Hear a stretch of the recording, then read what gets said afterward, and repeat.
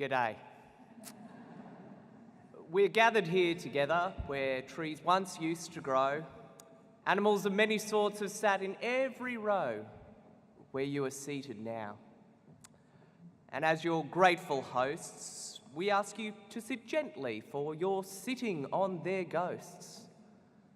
So welcome to the Carnival of the Animals, some music and some yarns, praising birds and beast and fish, devised by Camille Saint-Saëns a long, long time ago.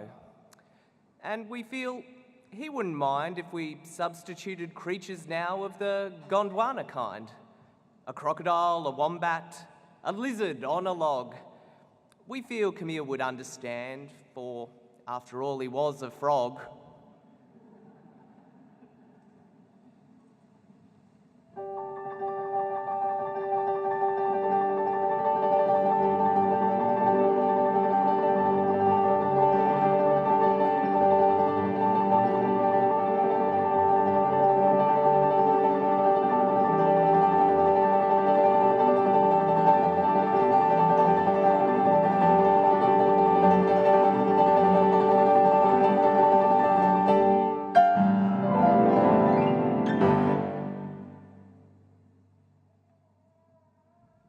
Crocodile.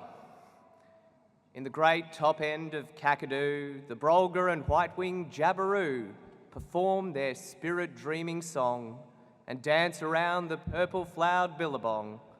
No stage fright, not the least bit nervous, even though beside them, just beneath the surface, reviewing the show with his X-ray eyes, Mr. Crocodile, like a theatre critic, lies. It's opening night for these feathered performers, and for crocodile jaws as well, and they're enormous.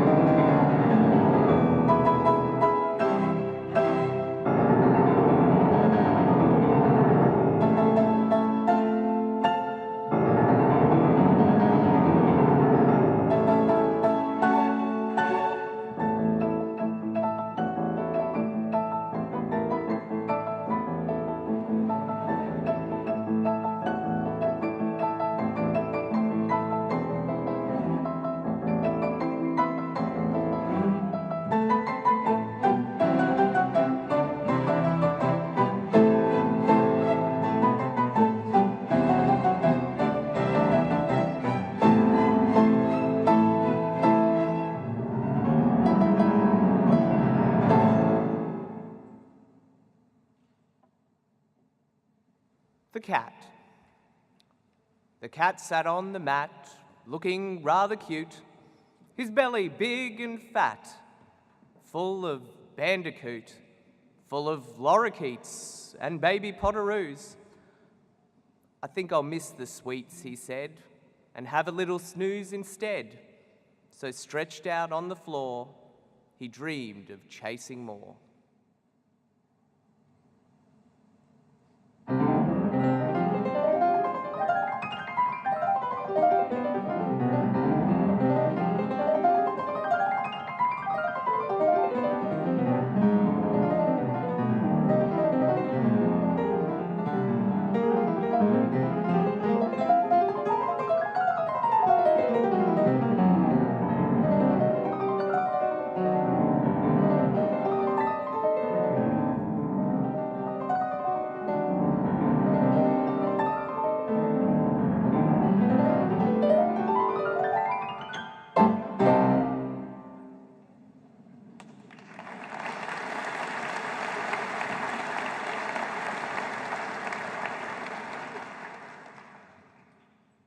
So let us now consider and reflect, since the time of Saint-Saëns, the effect upon the creatures of their land of triumphant humanity having grown so grand, so cleverful, so powerful and free.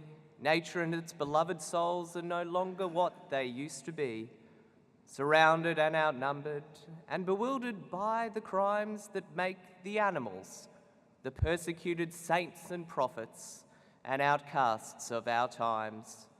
Yet, in their grace, they are still here with sacred things to teach us, and they can reach us in this space if we will let them. We must not forget them like music to the ear. They are still here.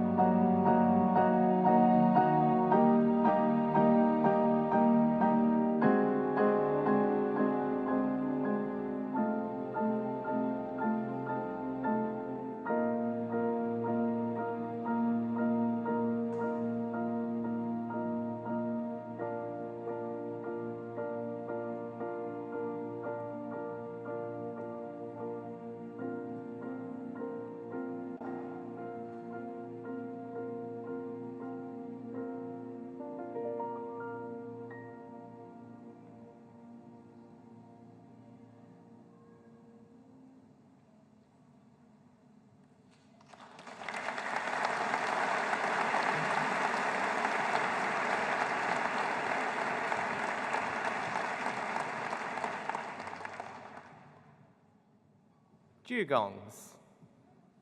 Dugongs sing two songs, both of them love songs, for making new dugongs. One is a long and a slow song, the other's a deep and a fat song. I think it is that song.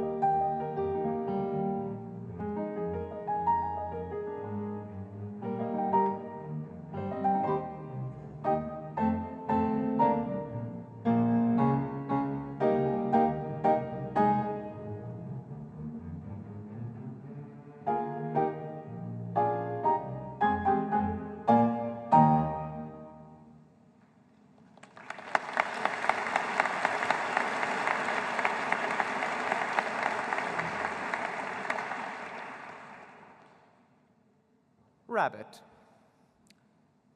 Mr. Rabbit came to Australia with his wife to raise a family and make a brand new life. "Let us rejoice, for we are young and free," he said while touching Mrs. Rabbit on her knee. They rushed ashore and quickly dug a hole, then lay side by side and lost control.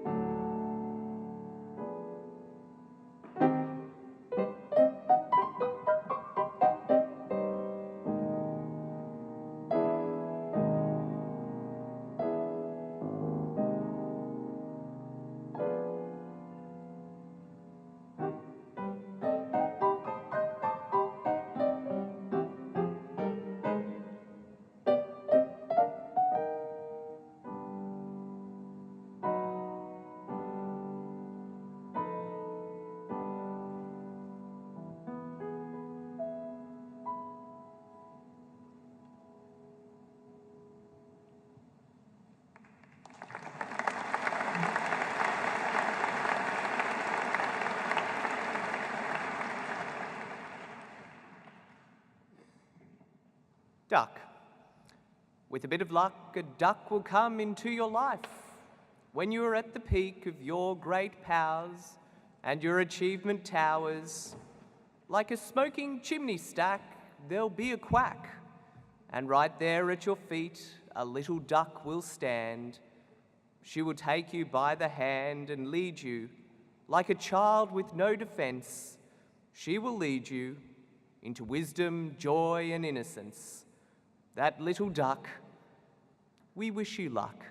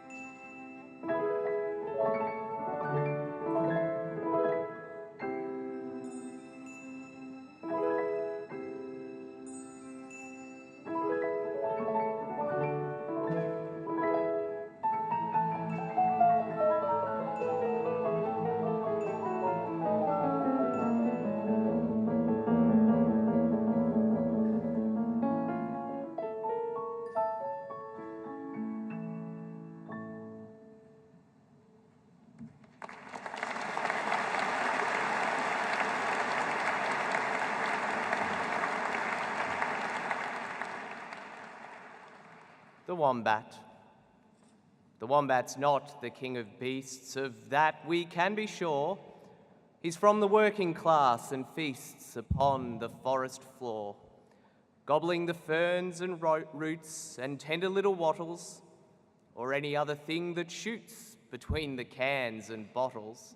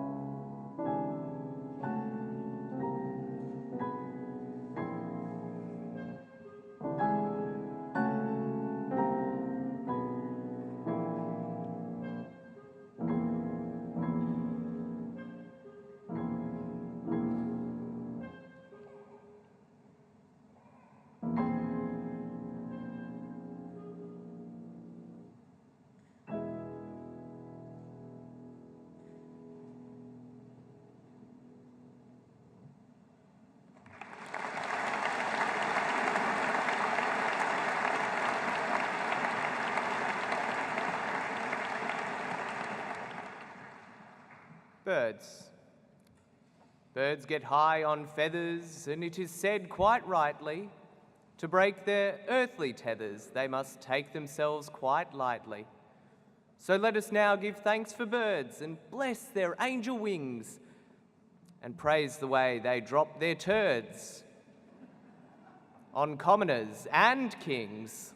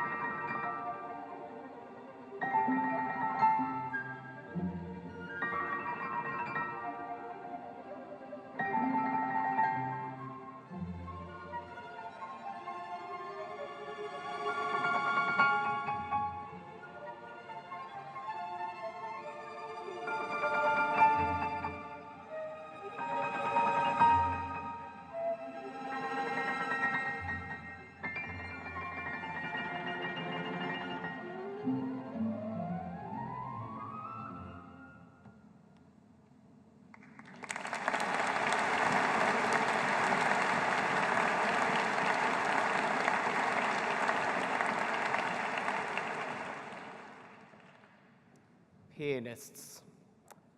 Sanson regarded pianists a dreadful bunch of hoons.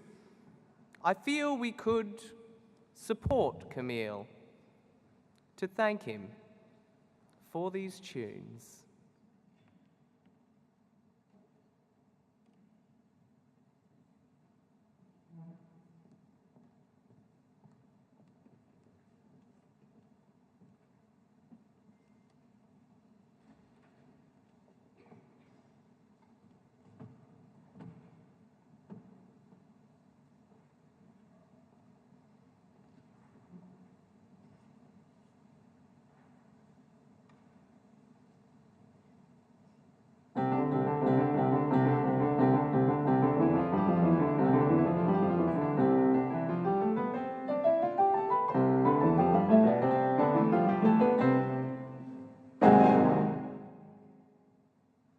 Denigrating pianists? It could be rather nice. We have 2 here available. That's no sacrifice.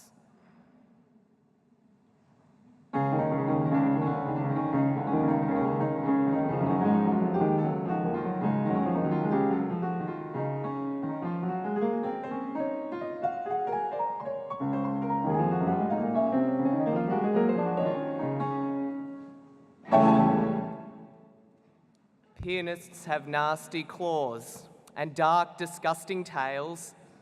They sit on smelly little stools, picking through their scales.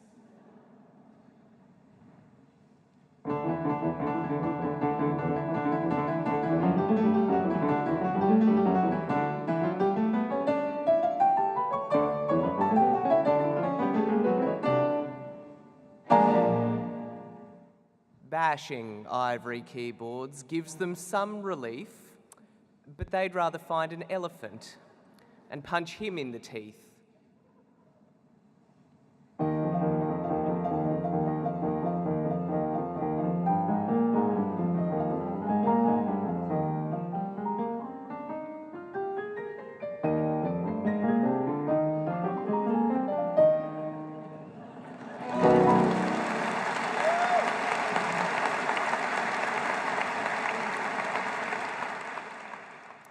Pianists wear you down. They're exhausting and they're frazzling. And when they play, you have to say they're dazzling.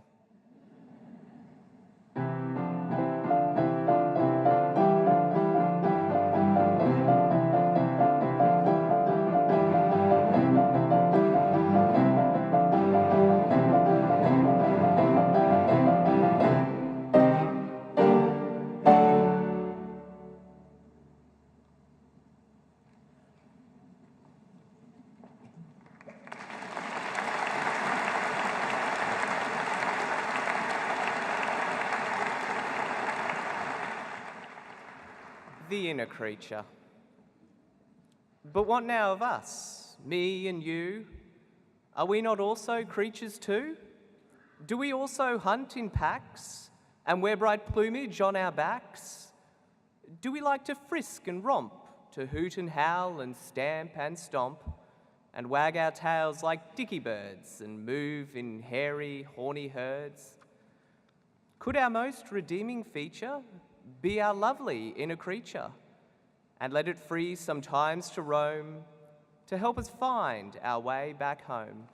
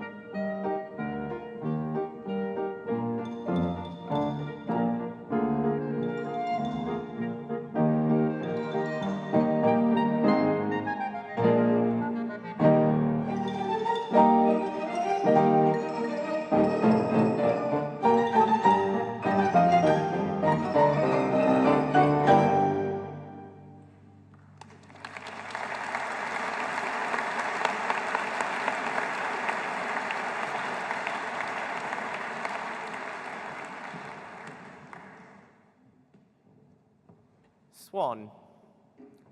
The Australian swan is rather drac, dressed in dusty charcoal black, but it is graceful, with its face full of serious intent, and though its neck is curved, its life is bent on living on out its ancient destiny and sailing out upon a sea of self-reflection, where blackness is perfection.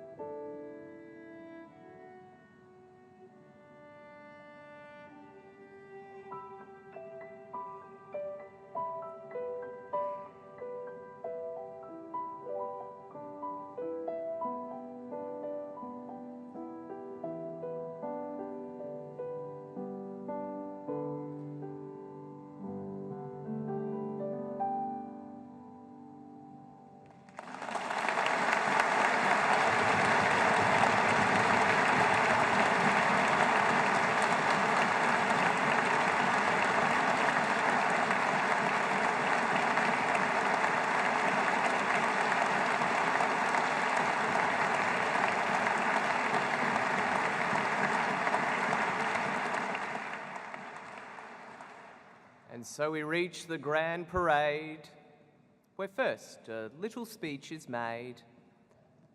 Carnival has always meant a revelry preceding Lent, happiness before sorrow, pleasure now because tomorrow comes with something cruel and weird. The animals have disappeared. The traffic starts to snarl and roar, and madness moving in next door begins to lay the garden waste. and yet tomorrow can be faced if Carnival can make us bold enough and wild enough to hold to nature's noble, joyous cause, and all join hands and wings and claws, then somewhere in our hearts at last, this shall be a happy feast. Now, one last thing about the ending, the orchestra is so depending upon a primal wild applause that some could get down on all fours to animate this final fling and act the goat and do the thing that all musicians long to do, to make their wildest dreams come true. So let there be no limitations upon their beastly imitations, except because it's so exciting, we have to ask them, please, no biting.